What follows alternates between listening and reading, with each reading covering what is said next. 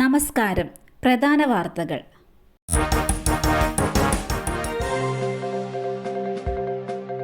ഭൂട്ടാനിൽ നിന്നുള്ള വാഹനക്കടത്ത് അന്വേഷിക്കാൻ royal Bhutan customs സംഘം കേരളത്തിലേക്ക്. അടുത്തയാഴ്ച സംഘം കൊച്ചിയിലെത്തും. അനധികൃതമായി കടത്തിയ വാഹനങ്ങളുടെ വിവരങ്ങൾ കസ്റ്റംസിൽ നിന്നും തേടും. ഭൂട്ടാനിലെ മുൻ സൈനിക ഉദ്യോഗസ്ഥനെ റോയൽ ഭൂട്ടാൻ കസ്റ്റംസ് ചോദ്യം ചെയ്തിരുന്നു. അന്വേഷണ വിവരങ്ങൾ കൊച്ചിയിലെ കസ്റ്റംസിന് കൈമാറും.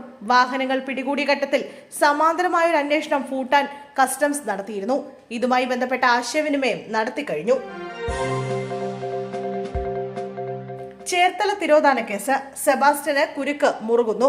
ഐഷ കേസിലും കൊലക്കുറ്റത്തിന് സാധ്യത. ഐഷയെയും ഇയാൾ കൊലപ്പെടുത്തിയതെന്ന നിഗമനത്തിലെത്തിയിരിക്കുകയാണ് അന്വേഷണ സംഘം. പള്ളിപ്പുറത്തെ വീട്ടിൽ വെച്ച് തന്നെയായിരിക്കാം ഇയാൾ ഐഷയെയും കൊലപ്പെടുത്തിയതെന്നാണ് സൂചന. ആലപ്പുഴയ്ക്ക് പോകുന്നു എന്ന് പറഞ്ഞായിരുന്നു ഐഷ അവസാനമായി വീട്ടിൽ നിന്നും ഇറങ്ങിയത്. അന്ന് ഐഷ പോയത് സെബാസ്റ്റ്യന്റെ വീട്ടിലേക്കാണെന്നും പോലീസിന് വിവരം ലഭിച്ചിട്ടുണ്ട്. അതിനുശേഷം ഐഷയെക്കുറിച്ച് യാതൊരു വിവരവുമില്ല. ഐഷ കേസിലും സെബാസ്റ്റ്യനെതിരെ കൊലക്കുറ്റം ചുമത്താൻ സാധ്യതകൾ തേടുകയാണ് അന്വേഷണ സംഘം. കണ്ണൂർ കല്യാട് വീട്ടിൽ നിന്നും സ്വർണവും പണവും മോഷണം പോയ സംഭവത്തിൽ പൂജാരി അറസ്റ്റിൽ. കർണാടക സിംഗപട്ടണം സ്വദേശിയും പൂജാരിയുമായ മഞ്ജുനാഥാണ് അറസ്റ്റിലായത്.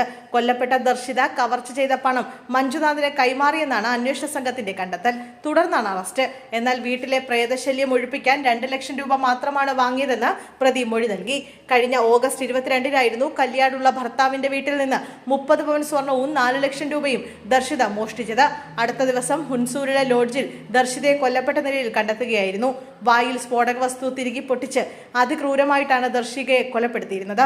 ക്വാറികളിൽ ഉപയോഗിക്കുന്ന ഇലക്ട്രിക്കൽ ഡിറ്റനേറ്ററാണ് ഉപയോഗിച്ചതെന്നാണ് സൂചന. 2 വയസ്സുകാരിയെ തട്ടിക്കൊണ്ടുപോയി പീഡിപ്പിച്ച കേസ്. പ്രതിക്ക് 67 വർഷം തടവ് ശിക്ഷ. 2 വയസ്സുകാരിയെ തട്ടിക്കൊണ്ടുപോയി പീഡിപ്പിച്ച കേസിൽ പ്രതി ഹസൻകുട്ടിക്ക് 67 വർഷം തടവ് ശിക്ഷയും 1,22,000 രൂപ പിഴയും വിധിച്ച കോടതി.